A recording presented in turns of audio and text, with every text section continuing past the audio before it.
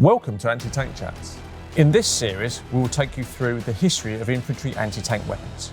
In this episode, we'll be looking at the development and use of improvised, thrown and placed infantry anti-tank weapons available to the British and Commonwealth forces during World War II. Please remember to like, subscribe or click the little notification bell if you don't want to miss out on these videos. And I'd just like to say thank you to all our patrons for making this possible. Please join them if you can. 21st of September 2005, Basra, Iraq. Dramatic photographs headline newspapers around the world showing a British Army warrior being hit by petrol bombs, with the turret crew battling flames to escape and exit the vehicle. A report by The Guardian relayed the crew's shock and the reaction of being hit by the improvised weapon, with Private Burton, Staffordshire Regiment, giving immediate first-hand insight into the experience. I jumped through the fire and got out. Basically, I couldn't breathe at all because of the fumes. I just needed to get out, just thinking about my life, basically. The warriors were there to provide support and protection to assist with the release of two SAS men, but inflamed tensions and confrontation with an angry crowd quickly escalated the situation and petrol bombs were thrown. The items used to attack the warrior and its crew included rocks, bricks, metal bars, as well as petrol bombs. These weren't sophisticated manufactured anti-tank weapons designed to knock AFVs out at long range, but cheap, improvised, short range, thrown, flammable weapons capable of rendering expensive AFVs and its crews hors de combat, out of action.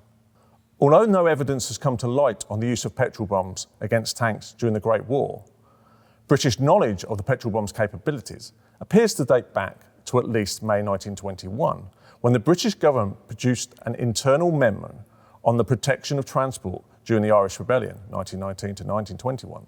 This memo highlighted concerns that flammable bombs, such as petrol bombs, could be employed against British armoured vehicles, although again, so far, no evidence has come to light that the Irish Republican Army actually did so.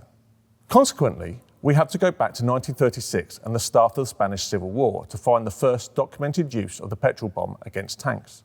This occurred at Cesena, Spain, on the 29th of October. Here in the streets of a small town, a marathon run south of Madrid, 15 T-26 Model 1933 tanks of the Republicans' 1st Tank Battalion were engaged by nationalist forces. In the ensuing street fighting, one of the tanks was confirmed as being set on fire by a direct hit from a flaming bottle of petrol. It appears that the nationalist forces had reacted to the appearance of the Soviet-supplied and jointly operated Republican tanks a few days earlier and had prepared a surprise. Given the complete lack of infantry anti-tank weapons available at this time to both sides, it's not surprising that the first recorded tactical action involving petrol bombs and tanks took place in an urban environment, providing the defenders with lots of close cover in which to draw the unsuspecting tank crews with their limited vision into throwing range and deadly ambushes. At the end of the engagement, 3 Republican tanks were knocked out and 3 damaged by petrol bombs and artillery. However, it's the use of the petrol bomb during the 1939-1940 Winter War between Finland and the Soviet Union where the petrol bomb comes of age and gains its famous moniker, the Molotov Cocktail, named by Finnish troops after the Soviet foreign minister. Here, Finnish forces, attacked and outnumbered in tanks and troops by its larger neighbour, were ably supported by their state liquor board, who utilised the Rajamäki distillery's bottling plant outside Helsinki to manufacture in excess of 500,000 Molotov cocktails to provide Finnish troops with a readily available infantry anti-tank weapon. Accounts suggest that the Finnish forces used around 70,000 Molotov cocktails against the Red Army invaders. But what is the Molotov cocktail? At its most basic, it's an incendiary weapon, historically consisting of a breakable receptacle, such as a glass bottle, a flammable liquid or mix, such as petrol, paraffin, ethanol, kerosene, etc., and an igniter, for instance a strip of cloth stuck, sometimes pre-soaked, in flammable liquid into the neck of the bottle. To use, the thrower ignites the cloth fuse and throws the Molotov cocktail bottle at the target. On impact, the bottle is designed to break, setting the target on fire, burning immediately and furiously and creating smoke. Additives such as tar, oil, rubber, phosphorus, polystyrene, etc. have been used to thicken the mixture in order to prolong the incendiary effect, the burn time, and to increase its adhesion to surfaces and provide smoke. It can be manufactured at short notice with little to no formal training required, just by following a basic recipe, using available ingredients and having a throwable receptacle. News footage taken shortly after Russia's invasion of the Ukraine in February 2022 clearly shows the improvised nature of the Molotov manufacturing process. With regard to the actual act of throwing Molotov cocktails, British sources advised that they were best thrown underarm and aimed high to hit the engine louvers or vents so that the burning liquid could flow downwards and be sucked into the tank or set it on fire. Successive bombs could then be thrown at the same target without lighting them. If the lighted fuel could get into hatches, vision ports, or could burn for enough time, then it could have an impact on the crew's morale and make them panic. Military Training Pamphlet 42, published in August 1940, recommended throwing at the front of the tank so that it continued to burn and produce smoke, although the same pamphlet was of the opinion that tanks were overrated and hunting them was akin to a sport. Big game hunting at its best. A thrilling, albeit a dangerous sport, which is skillfully played, is about as hazardous as shooting a tiger on foot, and in which the same principles of stalk and ambush are followed. It is suggested that every soldier and every home guard should be trained in the methods of tank hunting and the use of special anti-tank weapons. The lessons of Spain and Finland show that tanks can be destroyed by men who have the bravery, resource and determination to do so, it continued. These were the dark days when fear of German invasion was so high, a certain attempt at trying to devalue the threat from the tank can be understood. Although the chances of the average Tommy having learnt to stalk tigers in his local woods was a tad optimistic. The problem with improvised weapons, especially ones manufactured in the field, is that it's difficult to gauge how many AFVs were knocked out by British and Commonwealth infantry using their Molotov cocktail concoctions. But it appears that they were actively used to combat Deutsche Afrika Korps panzers in the Western Desert during the April 1941 defence of Tobruk. Interestingly, and prescient of what was to occur a few weeks later in Finland, the Red Army conducted a series of trials with an A-20 tank prototype, a direct forerunner for the T-34, to determine what level of protection the hull and turret provided the tank and crew from being hit with flammable liquid thrown in bottles. It provides some insight into what damage Molotov cocktail attack can have on a tank. In total, 11 bottles, about 6.5 litres worth of flammable liquid, aviation fuel and gasoline, were thrown at the tank, mainly on the engine compartment roof. The report stated that the intense burning of the fuel lasted for 15 to 20 seconds, but failed to create a general fire. An inspection revealed scorching of the transmission compartment, engine compartment and radiators, but electric distribution system, hoses, pipelines and air purifier were okay. Recommendations were to modify the seals for compartments and hatches. As for the crew who were inside the A-20s, the driver reported seeing a large flame under the hatch cover but came to no physical harm. Many of the Red Army tank crews soon to invade Finland would not be so fortunate. As usual with weapons, improvements were made with more sophisticated versions introduced, utilising self-ignition devices such as taping matches and abrasives to the bottle, using self-igniting phosphorus, and the Red Army apparently even supplying sulfuric acid tubes which could be attached to the petrol bottles and which would react with the petrol once broken. Additionally, scoring the bottles to assist with the bottles breaking on impact was also utilised by some, as given the inherent dangers of throwing a Molotov cocktail at a tank, the Finns reckoned a casualty rate of between 60 to 70% during the Winter War, the feeling of seeing your bottle hit the tank and bounce off would have been especially annoying. By August of 1940, an improved petrol bomb, the No.76 Grenade, AW, Albright and Wilson, subsequently called the S.I.P self-igniting phosphorus, had been introduced by the British. This negated the need for the user to pre-light the weapon, using a mixture of yellow phosphorus, water, benzene and rubber placed in a half-pint clear glass bottle. The rubber strip would dissolve in the bottle and render the mixture sticky. It weighed approximately 1.5 pounds and could be thrown like a hand grenade. Training literature advised that it needed sharp contact with a hard surface, such as a tank, as the glass had to break immediately to ignite the contents. Once broken, the contents produced a dense cloud of choking fumes, phosphorus pentoxide and sulfur dioxide, and it was important for the thrower not to throw it so the wind could blow it back towards him. A red cap denoted that it was suitable for throwing only. Green cap bottles could also be fired from the Northover projector, a bottle mortar, providing the home guard with a greater range and a greater sense of personal safety.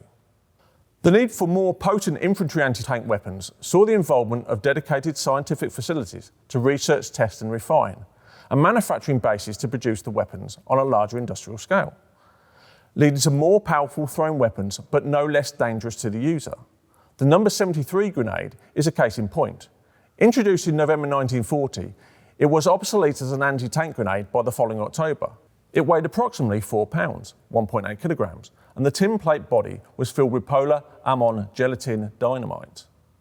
The grenade was most effective if thrown against the AFV's tracks or suspension, but the weight and bulky design meant that the throwing distance was relatively short, 10 to 15 metres. It also advised that the thrower lay the grenade along their forearm with a fuse in their hand. A further drawback for the thrower was the need to be behind solid cover when throwing the grenade, as it had a powerful explosive effect. This saw its use relegated to more static engagements, such as roadblocks and ambushes, and later as a dedicated demolition charge. Moving from thermos to sticky bomb, the No.74 Grenade was unusual in that once thrown, it was designed to stick to the target with adhesive, thereby concentrating the explosive. A Daily Mirror article in July 1942 gives a flavour of what the grenade provided. During the Battle of Tel El Asa and Hammers Hill, a lone commando used 3 sticky bombs, the best weapon this war has produced for infantrymen against panzers. The lone Australian commando went out with his arms filled with sticky bombs. He made his way along the coast with his eye on 3 tanks which had taken cover a few hundred yards behind a sand dune. Creeping and hiding behind camel thorn bushes, in shell holes and in trenches, he pinned the bombs on each tank in quick succession. As the machines burst into flames, the crews jumped out. The Australian opened up with his Tommy gun and killed or wounded the lot. Early designs were focused on constructing a receptacle which could contain the explosives, but also allow the weapon to stick to the target. The first prototypes used rubber tubing and a wooden handle and were ineffective, as were the second and third prototypes, which used handles and triangular bodies with a cover to protect the adhesive. By April 1941, these failures led to a re-evaluation through a series of throwing trials of the design, leading to the conclusion that the optimum throwing shape was a weighted sphere with a handle. To complicate matters further, the sphere had to deform on impact, but maintain its shape in flight. More trials with glass and Bakelite sphere designs led to a frangible glass sphere being selected, but the key was the adhesive sock developed by a firm of manufacturing chemists, K Brothers of Stockport. It was this adhesive impregnated knitted cover, the woolen sock, which stuck the sphere to the target as the glass sphere broke on impact. It was no mean feat, as K Brothers had to make the adhesive originally out of birdlime, and then adhesive B17, capable of holding 2 pounds of weight when the sphere hit the target and being capable of operating in hot and cold conditions. The addition of a removable cover along with a handle made sure that the grenades would not stick to each other or the thrower. The explosive filling was supplied by ICI, who under Dr. White of their explosive research department, designed a special gelatinized nitroglycerin explosive, subsequently known as Nobel's 823, to replace the original blasting gelatin. The new explosive was soft enough to deform against the target, providing the adhesive sock with enough area to adhere to. During trials at Woolwich Arsenal in June 1940, it was discovered that the grenade poulticed, that is, squashed on the target, basically forming a splat. This would lead to the development of specific squash head munitions.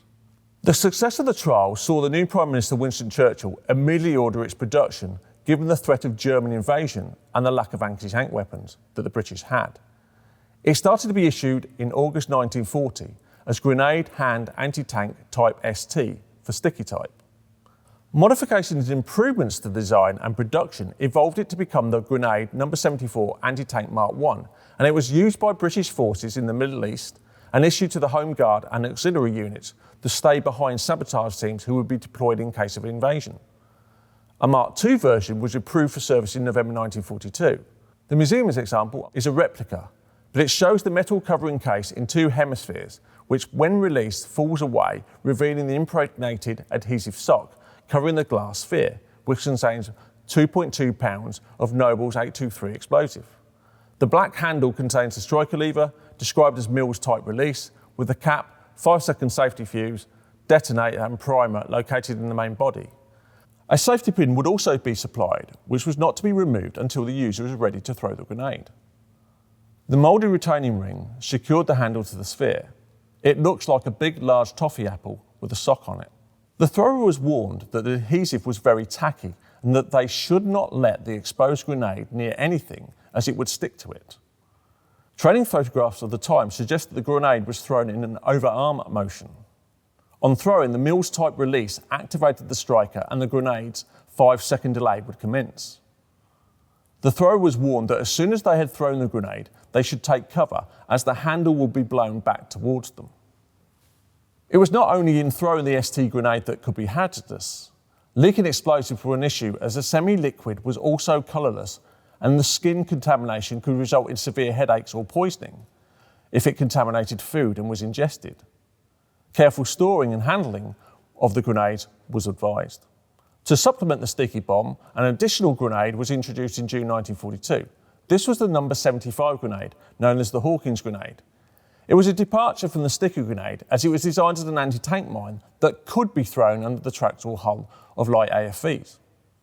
As the museum's example No.75 Mark I drill grenade shows, the Hawkins Grenade was a tin plate construction and was commercially produced by the Self-Opening Tin Box Company Limited as a liquid polished container. It weighed 2 pounds 2 ounces or 1 kilogram. The white cap denotes that it was a drill version for training. Attached to one side is the detonator holder. 2 tinned plates designed to allow the insertion of the detonator to hold them in position. The striker is secured to the bracket at each end by the metal tabs. 3 types of explosive filling were provided: Nobel's explosive No.704B, Burrow White, or a combination of both of these with exploders. A detonator or igniter could be fitted into each pocket of the detonator holder with the metal tabs flattened after they had been inserted so that the glass capsules were positioned directly below the striker plate. Pressure on the grenade would cause the striker plate to collapse, breaking the capsules, producing a chemical reaction and flash which would ignite the exploders and the filling. 3 marks of the grenade were manufactured, but it went out of use in August 1946, with the Chief Inspectorate of Ammunition stating that it is proposed to produce an entirely new design of light anti-tank mine which can also be used as a demolition charge. The view was that the detonator located outside the case was a weak point of the design, so as a thrown grenade it doesn't appear to have been a great success. How much use the grenade saw as a thrown device is not easy to say. It would have been quite easy to throw underarm, but it's likely that the detonators might fail when landing. Also, if the thrower missed lining it up with the tracks, it's hard to see how any pressure from a vehicle that doesn't touch it could activate the detonator. Consequently, it was seen as a more successful anti-tank mine. In assessing the use of improvised and thrown anti-tank grenades used by British and Commonwealth forces during World War II, it is necessary to understand the desperate need for any anti-tank weapons at the early to mid part of the war. The essence of improvisation was using whatever was available to create what you urgently required, regardless of how crude it would look. And the ingredients for a Molotov cocktail were available pretty much anywhere. All these thrown weapons required bravery to use. To get in close to a tank required courage in the first place, even more so to then throw a burning bottle or stick a grenade at a moving vehicle. These weren't all heroic charges. Most attacks would be well planned, using and involving coordination with other units to help suppress the tank and supporting infantry so that a thrower had a better chance of survival. Until the evolution of standoff weapons, such as the Piat, the infantry relied on their anti-tank defence and their ability to get near enough to a tank to throw an anti-tank grenade or Molotov cocktail. The anti-tank rifle was already proving fairly useless. In most cases, thrown anti-tank weapons were not through choice, but through desperation. For tank crews, the Molotov cocktail confronted them with a flame weapon, which, whilst not capable of knocking them out, could have devastating effects on their morale, potentially forcing them to panic and run as the tank sat there roasting. Thank you for watching. If you enjoyed this, please support the Tank Museum by subscribing on YouTube and supporting us through Patreon.